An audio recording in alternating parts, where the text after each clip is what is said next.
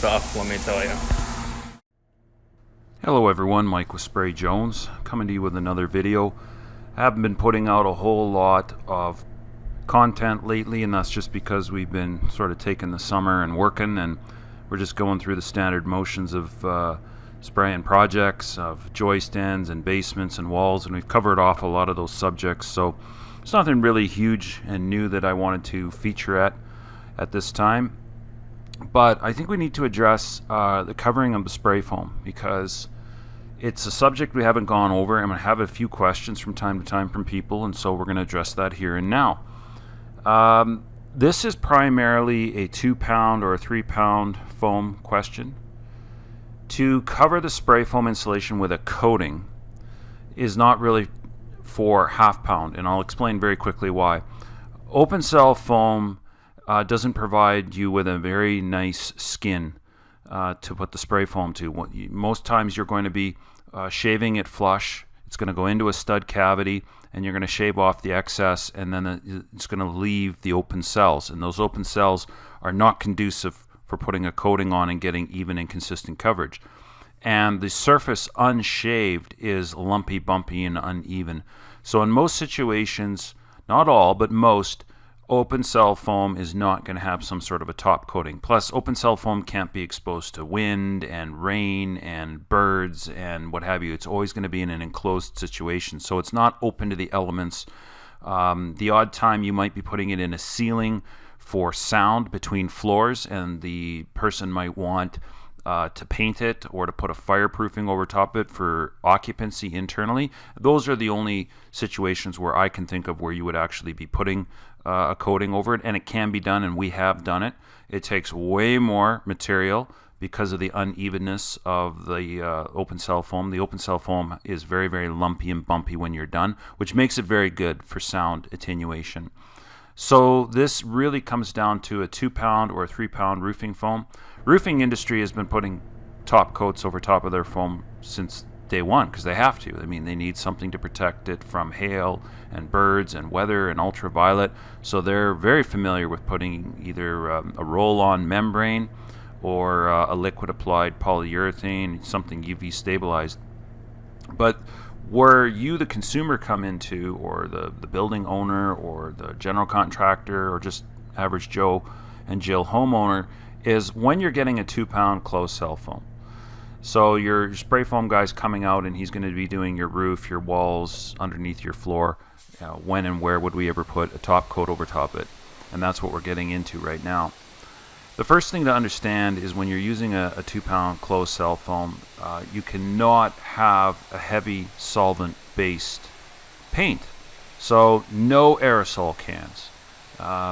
No spray painting the spray foam that's sticking out of the building or something like that.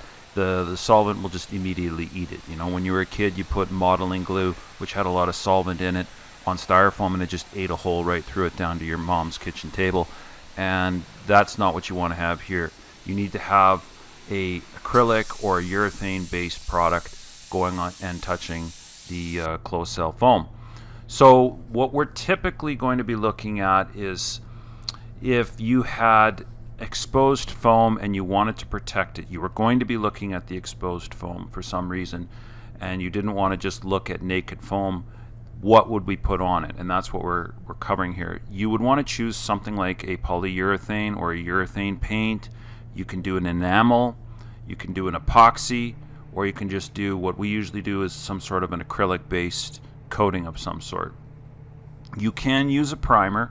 A primer is good, but it's not always necessary. Some of these products stick just fine to the polyurethane. But if you're dealing with, like you've seen us spray the Wall-Tite, which is a purple foam, the dye in that bleeds through fairly easily on a very thin white coating. So to get full coverage and to get deep, rich colors that are not going to start to bleed through or show through, then they need a primer coat, and then they need a double coat, 2 coats of whatever top coating you're going to be working with, or a very thick coating that's going to fill all the little profiles of the undulations of the spray foam. Smooth foam helps with better coverage. If your foam, your closed cell foam, is lumpy and bumpy and has lots of undulation and change to it, it's going to be very difficult to get the coating anywhere into it to get even coverage. So if you put the foam down and then you go to put the coating over top of it, sometimes you can look at it from one direction and it looks like it's got even and consistent coverage, and then when you come back around and look at it from the opposite side, you can see the shadow effect of hills and valleys that haven't received coating, and it can be very difficult at times. I've gone over this with clients before. Some of them have been upset. They're very price driven and they want an inexpensive coating put over top of things to make the foam brighter, and we have to put it on fairly thin and fairly fast, but it doesn't always get into all the perfect little nooks and crannies, so they can look at the foam a certain way and still see naked foam. If that was on a roof, that would be a problem, because you'd obviously have an incomplete coating system on top of your roof. If you're doing this in a shop or something like that, well, maybe you can live with it looking that way, but maybe you can't. Maybe you see all these freckles from one angle and you don't like it. The only way to deal with that is to put a primer coat on and then up the mill thickness of whatever coating, whether it's paint, whether it's urethane, whether it's acrylic. Put 2 coats on, put 1 coat on and then cross hatch it and put the second coat on a day later or something. And that can add significant cost, because you can't just put it all on at one time and have runs or have it dripping or have it not properly setting up. So usually you're putting on 10 to 15 mils, 10 to 15 thousandths of an inch. So think about the thickness of basically a business card. Your average cardboard business card, heavy craft paper, is about 10 thousandths of an inch to 15 thousandths of an inch. So 1 coating, and then it's usually got to set up for 12 hours or so, 8 to 12 hours, and then your recoat window is there and you can put a second coat on. So for some people, that's cost prohibitive. You're talking about 1 to 2 or twice as much time on the job site and having to go over everything twice, and they may not want to do that in order to get the look that they want. But if they don't do it, they're not going to receive an even and consistent top coating. So smooth foam helps. It also reduces your square foot coverage. So if you're going to go and put paint on over top of rough, lumpy, bumpy foam, you could be looking at as much as 25 or even 35% more coating. So you're not doing 400 square feet a gallon at 2 to 3 mils. You're doing 200 square feet a gallon at 3 mils. Or if you're going to up your mill coverage into 10 or 15 mils, 10 to 15 thousandths of an inch, all of a sudden your coverage rate is down to 60, 70 square feet a gallon. So very quickly, putting the paint on, putting the coating on can rival the cost of putting on the spray foam, right? So you're gonna want to coat your foam, your closed cell foam, for 3 reasons. Why would you even be doing this? 1, the most important thing is ultraviolet surface protection. So if you have a shop and you don't intend to cover the spray foam with paneling or metal or something like that, you're not going to want to look at it. You're not going to want it to discolor. And the reason that it discolors is that plastics, when they come in contact with ultraviolet light, the ultraviolet light oxidizes the pigments and the plasticizers that are in there, and they discolor it, just like a white zip tie turns eventually yellow and becomes weak. So what's going on is the ultraviolet is breaking down the pigments and the plastics that are in it, and it's changing the color. So if you don't want to have orange looking foam, yellowy, heavily yellowy looking foam, I mean the purple Waltite that we've sprayed, that goes to a gray color within 48 hours of being in ultraviolet light. If you're spraying like a heat lock, Demilec heat lock, which comes out in a seafoam green, I mean that's going to go to a bluish to a yellowish color fairly quickly. So if you don't want to be looking at this, then you need to put some sort of a UV stabilized top coat, and that means paint.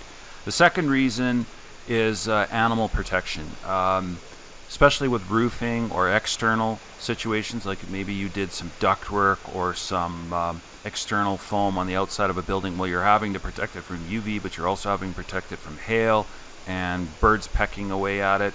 It is a soft surface, so sometimes sparrows and certain small animals and what have you will scratch at it, dig at it. They'll try to make a nest or a bird sanctuary out of it or something like that. So it's not a huge problem, but you want to put some sort of a surface over top of it that it's harder for the animals to break it up and to take chips of the foam out. I used to sell coatings to oil and gas guys that dealt with wellheads that were in fields, right? Whether it's Oklahoma or Alberta or Saskatchewan, what have you. These wellheads are sitting in the middle of a field. They've leased out the land, and the cattle are coming around the wellheads. And the wellheads were insulated because they had hot gases and hot oil coming from deep underground, and they wanted to keep that warm for pumping it off. So they put spray foam around the wellhead itself, and then they had to put a top coat over top of that because the cows would actually come on to the foam, the closed cell foam, and they'd start chewing at it and rubbing up against it, and they'd start wrecking it very, very quickly. So they put this very hard truck box type coating, black shiny coating over top of it, and then it was impervious. You could hit it with a hammer and there was no big deal. The third reason why you would put a coating over top of your closed cell foam is fire protection and flame spread. If you have a building and it's falling under the National Building Code or your state code or your county code, a lot of times exposed polyurethane foam cannot be left inside the structure. Now, it can be if it's just a shop and you want to take the risk, but then sometimes insurance companies won't sign off on it. So just because the code or you don't have code in your jurisdiction on your farm, be careful. Your underwriters sometimes will mitigate risk by saying no, they're not going to provide you with coverage on the building, and they can even use it as a sticking point for coverage on content. So when doing, say, like a pole building or a metal Quonset or even a barn, you're going to convert a barn and you have no intention of plywooding because plywood's super expensive and metal's super expensive. So you say, look, I just want to put the spray foam on and then I'm going to leave it exposed. Okay, so be it. But at the very least, you're going to want some UV protection. You might want something to protect it from the animals and the birds and things getting in there, but you're certainly going to have to double check on your fire protection and what your insurance company wants to see, and make sure you've taken necessary steps. So the 3 levels of protection that I offer people is, number 1, the cheapest is just paint. So I'll come in and that's all you want. I've done a number of pole sheds here this summer where they put the spray foam on, they're just storing machinery in it, they just want condensation to stop, they want the spray foam to allow them to be able to warm the building up as they see fit when they want to and need to, but they don't want to be looking at discolored foam in the ultraviolet light. So just a straight, cheap, $28 a gallon white paint is being put on, no primer coat is being put on, and we're just getting enough liquid mils, liquid thousandths of an inch on to get even coverage, even in rough and undulating foam. We're just putting it on really thick, really heavy, and then letting it set up. And that's a good way to go. You know, it'll stand up. It won't stand up to being a pressure washed or anything like that, and it won't provide any fire protection, but it certainly will look and be aesthetically pleasing. And it will last. It will last inside of a building with just dealing with natural light or UV light. You know, you're looking at 20 plus years before that thing's going to need some sort of a recoat, provided you haven't sooted it out and put heavy diesel smoke and stuff like that at the coating. Second thing that I offer is some sort of an elastomeric coating, and even in my elastomerics I offer 2 grades within that. One would be the cheapest elastomeric I can get my hands on. An elastomeric just means that it's more than paint. It's an actual 15 to 20 thousandths of an inch thick coating. It's not just a colorant to the surface. It's an actual plastic that is going to coat over top of the spray foam and provide more than just UV protection. It's going to provide weather, wind, rain, animal protection, birds and what have you. It's also going to be a really good surface for if you are dealing with soot and smoke from diesel engines and trucks and heavy equipment. This can be washed down. They can put a pressure washer at it. They can wash it down and get the soot off the surface and get the thing clean. It's not going to hold the dust and the dirt and the grime, and it's going to last internally for 25 years. I also have an elastomeric that offers class 1 flame spread protection. So that's the highest level of ignition and flame spread ability, retardancy inside the building. Doesn't meet every single building code, so you got to be careful when you're talking about that, and that's a totally different subject. But for Most industrial clients, whether I'm dealing with a light duty commercial or an industrial building on, say, an oil refinery or something. I did one building for oil and gas people, and that's exactly what they wanted. They wanted the highest level flame spread protection that you can get. We put it on really thick, really heavy in one coat, and let it set up, and then they were able to touch it and bang into it and park stuff up against it, and they were really, really happy with it. The third and final is an intumescent paint, an intumescent coating. Now, an intumescent is a fancy way of saying to puff up. So the intumescents are a flame thermal barrier, which means they protect from heat transfer. So if fire has broken out, the coating is going to puff up like shaving cream. It looks like meringue on a lemon meringue pie, or shaving cream coming out of a can, and it's going to puff up and provide thermal protection to the surface of the spray foam for X amount of time. And I got a video where we burn the spray foam. You can watch it, and we light the foam on fire naked, and you can see what it does. And then at the very tail end, the last 1 minute of the video, we put an intumescent coating on the foam, and we burn it, and you can see it puff up like shaving cream, and see just how little damage the surface of the spray foam gets from a blowtorch. So that coating in a lot of cases will rival the cost of the installation of the spray foam, and we only use that for clients that first have the budget, and secondly have the actual need for this. So somebody that's falling under building code, somebody that wants the highest level of protection for thermal spread and to meet a prescriptive set of building code requirements. So that sort of sums up your three reasons and three levels. And to close, budget is the most important thing. Then your needs, because I mean, if you've got a $4,000 or $5,000 or $6,000 budget, that's going to very limit what kind of a top coat we can put in things. If your budget's unlimited, well, then we can do whatever. Secondly is going to be your need. You can't just be using paint when you actually need an acrylic. I saw a gentleman that was talking to me here recently just about a deck that he was doing on piles, and they're going to put spray foam underneath. Well, if you're going to leave the spray foam exposed, that's where I would have gone in and put the acrylic top coat over top of it. Not for fire, but for birds and rodents and bats and mice and just anything crawling, anything flying, anything that's going to peck away at it. And who wants to go underneath the deck, which was up on piles, so it was up in the air quite a bit. Who wants to go underneath there and look at lumpy, bumpy, ugly-looking yellowish spray foam? So this would mute it out. You could pick it in a gray or a off-white or even a tan color, and it would look really good. It would blend in with the deck, and it would just mute it down and not make it so bold and so much of an eyesore. And then the last is code. If you actually have a building code that is requiring you to take extra measures, well, then you're forced to play by these little rules that these little dictators at times can make. So sometimes the code makes perfect sense, and I agree with it. Sometimes it doesn't. So on a farm, on your own land, I will never ever do something for somebody that's going to cause them inherent risk or problems to their life and limb. But if they don't need to take the extra steps to protect the spray foam, then we won't.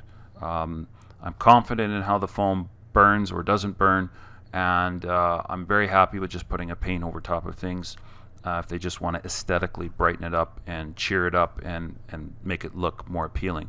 But if I'm in a coating situation, I'll put that on once I have educated the people, as I have just done with you now. So level of protection and level of what you're prepared to pay for. So I hope this answers a few of your questions. I'll be back in the fall with more regular videos, and we're capturing more footage to use on future topics. And comment on this one, like and subscribe, and we'll catch you on a future video. Thank you, everyone. Bye-bye.